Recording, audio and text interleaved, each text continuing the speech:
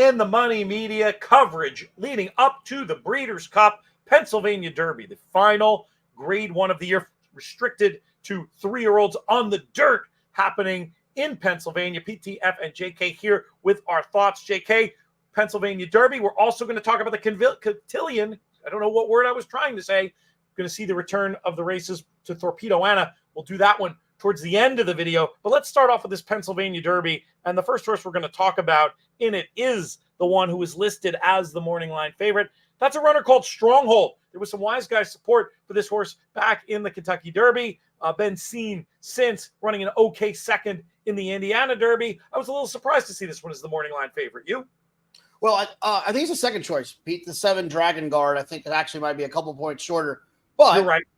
I will say this. Stronghold could easily go off a little bit shorter because of that Kentucky Derby connection. I think we've seen that all the time from year to year. Horses that run in the Derby typically get overbet a little bit. And Stronghold was kind of a buzzy horse going into the Derby. He also was the one who famously kind of tripped up Larry Colmus at the top of the stretch when he said that he had made the lead when he didn't see Mystic Dan down on the fence. So Stronghold to me is one of those horses that is going to get some play because he was so forward in a race like the Kentucky Derby, but I'm going to try to beat him in here.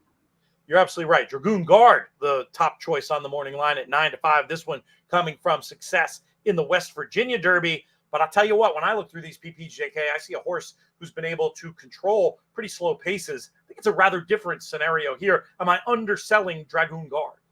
No, I don't think so. I mean, you look, he won the West Virginia Derby. He won the Indiana Derby. None of those have grade 1s in them. It seemed like a little bit of a cut below type. That's why I ended up going to the horse to the outside of him, the 8 Unmatched Wisdom, who I think will be a shorter price than the 8-1 morning line. Unmatched Wisdom was an interesting horse, I thought, in the Travers, right? He was undefeated up to that point. He had speed to be forward in a race where he did not use any of that speed last time. I think we'll see a different Unmatched Wisdom. I think we'll see a different tactic with Unmatched Wisdom. I think he'll be forward. I think he's the best horse in this race. And I think that he's the type of horse that could come on as a 4-year-old and turn out to be one of the best of this entire group, because a lot of them are probably going to go to the breeding shed right after this year. Horses like Fierceness and Dornick, things like that. But Unmatched Wisdom kind of sets up to be one of those horses that we'll see next year as well. I'm with you. Unmatched Wisdom makes all the sense in the world to me. Did have a little bit of trouble there, but I think there were tactics at play that I just don't think agreed with him after that early trouble, and I think he resented it and quit. You go back before that, though, and he has the profile of a horse to be a very short price in this race. Unmatched Wisdom, my top pick as well. Do need to touch, before we move on from this race, though, JK, on a classic winner we have competing here. Seize the Gray. This horse, you want to talk about some strange tactics. Not quite sure what the thought process was of rating this horse so unkindly in the Jim Dandy. He's back. He has a clear shot at making the front. But even using that speed, I do wonder if there's too much other speed in here for him to be absolutely on his best.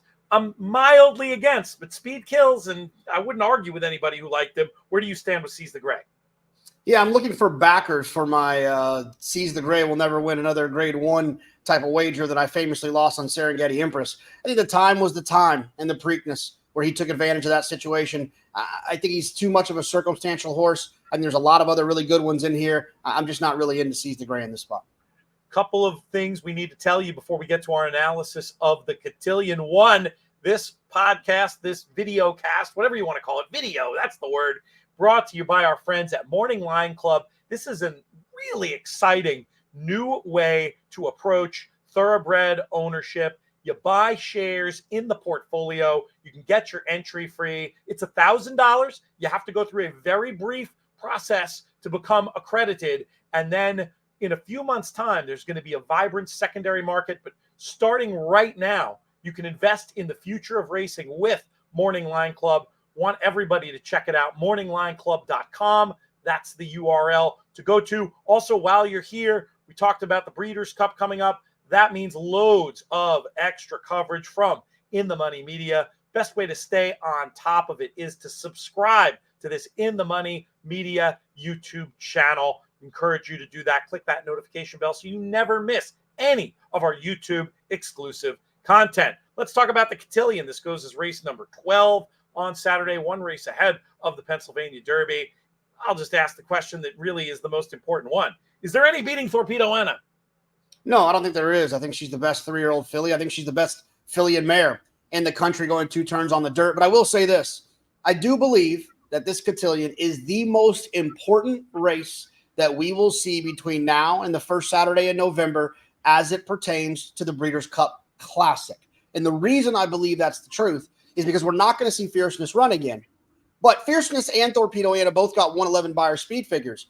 If Thorpedo Anna can confirm that that number was real and that's the kind of filly she is to run those types of fast races, then I'm going to have all the confidence in the world that what Fierceness did in that Travers was real, and he will be my selection for the Breeders' Cup Classic. So I'm going to be watching this race because I want to see this superstar that is Thorpedo Anna take on the girls, get another grade 1, and march even further ahead in her quest to be a 3-year-old champion and potentially a horse of the year type of candidate if she can continue to do some really cool things. But I also selfishly want to know, is Fierceness as fast as we thought he was? Looking for that collateral form to justify whatever bet you're going to make in the Breeders' Cup betting challenge on Fierceness. I like the sound of it. I'm with you. I think Thorpedo Anna will take no beating here. I do have 2 quick questions to get out with for you, though. Any concerns about the dreaded bounce? People who believe in the dreaded bounce might be all over this as a potential situation where it could happen. Does that factor into your assessment of this at all? No, I mean, she's never really bounced. I guess if there's any issue or fear, she can sometimes be a little quirky in the post parade or in the paddock, and they schooled the crap out of her at Saratoga. So kind of, yeah. I mean, they really did. I mean, they had her in there circling around that number 1 tree. It felt like for weeks.